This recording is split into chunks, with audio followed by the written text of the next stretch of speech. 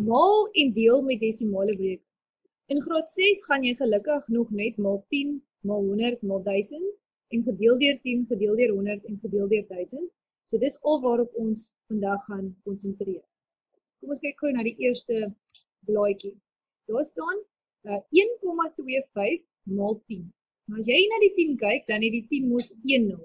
So dit beteken daai komma gaan net 1 keer spring. So hy gaan nie tussen die 2 en die 5 inspring. So my antwoord gaan dan wees 12,5.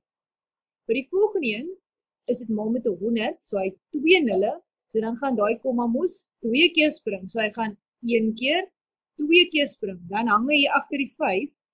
Nou as hy agter die 5 hang, dan beteken dit eintlik niks hier, so dan kan ek hom net weggooi. So dan is my antwoord net 125. Vir die volgende een is dit maal 1000. Daai 1000 het 3 nulle. So hy gaan 3 keer spring. So hy spring 1 keer, 2 keer en nog 'n keer. Nou wat gebeur nou hierso as ek nog 'n keer spring? Ek sit maar net vir my 0 by. So dan gaan my antwoord wees 1250. Die volgende een is dit weer maal 10. So onthou nou by maal 10 is dit mos net 1 keer so spring, want daar's net 1 0. So hy spring hier tussen die 3 en die 4 in. So dan is dit 53,4. Volgende een is maal 100. So ons spring 2 keer, 1 keer, 2 keer. Dan hang die komma nou weer in die agterkant, so nee, hy beteken eintlik niks, so ek kan hom net sowel net weggooi. So dan is dit 534. Maal 1000, daar's 3 nulle, so hy moet 3 keer spring. So hy spring 1 keer, 2 keer, nog 'n keer. Sien jy nou hierso is nou weer so 'n gat, so daai gat moet mos nou toegemaak word. So dan gaan ek net 'n 0 daarin sit. So dis 5340. Vir die laaste een op hierdie blaai is daar 1 0.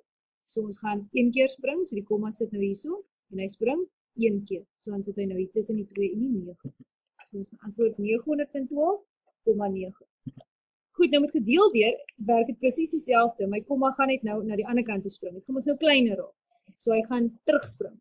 So as die komma nou tussen die 5 en die 7 is, dan as ek gedeel deur 10, gaan hy 1 keer terugspring. So dan spring hy mos 1 keer, hier tussen die 2 en die 5 in. So dan gaan ek sê 2,57. Volgende een is gedeel deur 100, so daar's 2 nulle. So nou spring hy 1 keer, 2 keer. Nou hang die komma hier in die begin. Nou gaan jy dadelik vir my sê, maar ek het net al gesê as die komma aan die agterkant hang, dan mag ek hom ons maar weggooi. So hoekom mag ek hom nie nou weggooi nie? Nee, want dit gaan nie sin maak nie.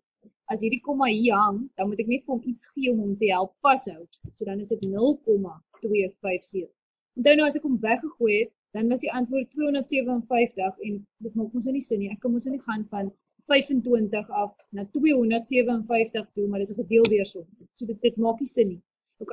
So kom ons kyk gou die volgende een.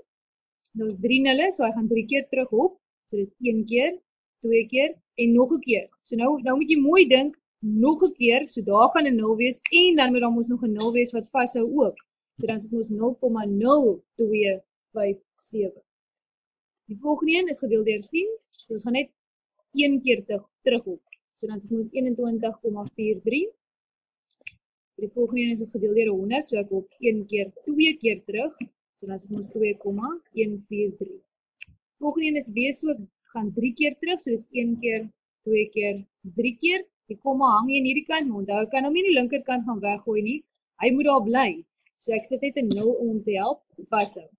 En die laaste enetjie is 4,29 gedeel deur 10, so hy spring 1 keer na links. Hy hang daar, maar onthou, ek mag hom nie weggooi aan die linkerkant, ek moet net 'n 0 bysit om hom vas te hou. Daar's hy. Ek hoop hierdie het vir jou gehelp.